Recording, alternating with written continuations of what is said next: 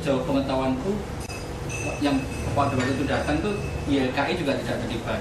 Kita juga tidak bisa menilai sejauh mana perlindungan konsumen yang dalam pasal-pasal RUU konvergensi itu.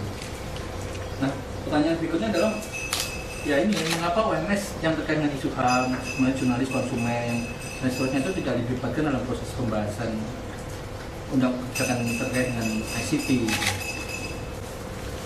Nah, ada ruang kosong menurut kami bahwa yang belum terisi oleh OMS, yaitu proses proses penyusunan kebijakan itu.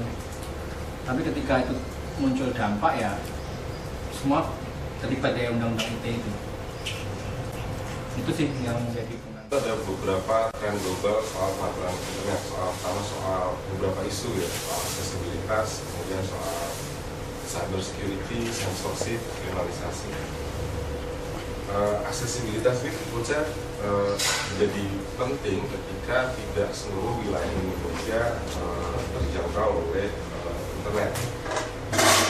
Itu juga soal cyber security, surveillance, privacy, data protection ini sama sekali belum ada organisasi pemerintah yang bicara soal surveillance, privacy, dan data proteksi. Censorship mungkin cukup banyak, kriminalisasi juga. Salah satu organisasi yang leading soal ini ada ELSA, ada AJI, ini cukup banyak, ada PBHI. Nah ini data yang saya ambil dari Mas Doni secara paksa, jadi populasi Indonesia, penetrasinya, jadi perkiraannya 2014 itu sekitar 100 juta, pengguna telepon bergerak itu sekitar 240 juta pada 2011. Pengguna Facebook, Twitter, blog sekitar 3,4 juta. Nah, menurut saya arah revisi undang-undang apapun soal internet, dia harus pertama dia menjamin aksesibilitas internet untuk seluruh warga negara Indonesia. Ini penting ya, karena yang sekarang diakses kan dia menggunakan wireless mobile, tapi untuk yang lain-lainnya kan justru nggak ada sebetulnya. Dan bagaimana ini tidak hanya wireless mobile yang dipromosikan, tapi juga untuk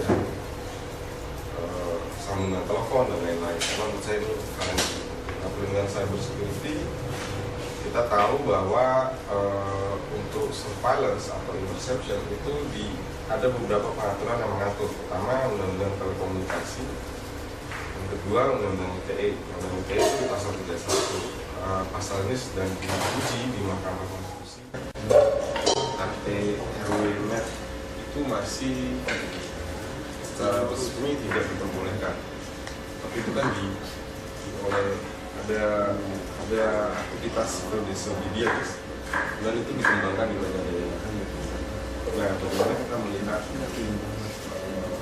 mengembangkan model-model seperti itu, tapi juga ini menjadi suatu upaya yang resmi. Karena kalau ini nggak resmi, kasihan nanti kalau misalnya itu dikembangkan di